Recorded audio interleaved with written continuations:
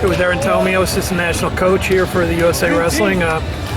Finished our medal round here at the Pan Am Qualifier that had 5 girls wrestling, well, supposed to wrestle because there was no match for Erin Tomeo. I mean, what was that like for her to not get a chance to wrestle? Yeah. We wanted to see her one more she time. got the match in she came down here for. Her first match, she drew Cuba. That was her first loss in the World Championships, and that was a match she wanted to get back and feel, and we knew we needed that win to qualify the weight. So Erin Tomeo came down, and her whole process, she came down with the right frame of mind and got after it and got the job done. So really proud of her for taking that step and qualifying that 63 kilos. Now, with the 4 girls that didn't get into the finals, wrestled again, and got 2 bronzes and 2 fifths. So, I mean, obviously they were very disappointed, and going out to wrestle again was difficult. But what did you think about our wrestling in those matches this session?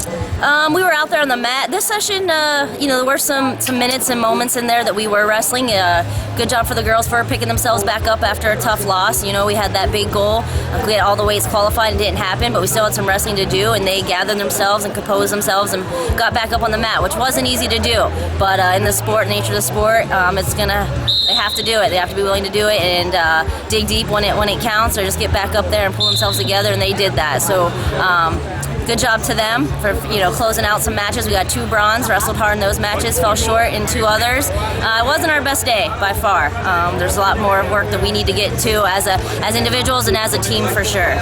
Yeah, and obviously the matches we didn't win here, Allie Reagan's, again, she had a chance to do well there. Right. Tamara Mensah was winning late in the match, got headlocked. I mean, what's that say about things that we have to work on? We're just on our heels a little bit too much. We're not going forward. We're being complacent, just wrestling in a match instead of being ahead in the match, going forward, staying ahead of our opponents, just kind of waiting for stuff to happen instead of making it happen. Is kind of our whole mentality has to change a little bit. From the time we step on that line, our forward pressure, our aggressiveness, our intensity, our tactics have to change a little bit, just the mentality of it. The girls are fully capable. I mean, they're so talented, and they can score from so many different positions, and just getting them to realize that they don't need to stay in that these countries one area of focus. They're strong in one area, and if we stay out of those, we have the match won. So again, the girls just have to realize how strong they are, how capable they are of scoring in all positions, and allow themselves to get there.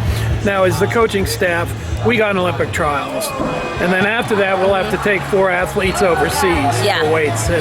So, fortunately, how are you going to keep that as a big focus while still allowing them to chase that Olympic dream? We definitely have a challenge ahead of us, as a team and again as individuals. These girls in April, they have a few weeks here to gather themselves up and a few weeks of training, and then we gotta make our team. That's going to be their next big peak.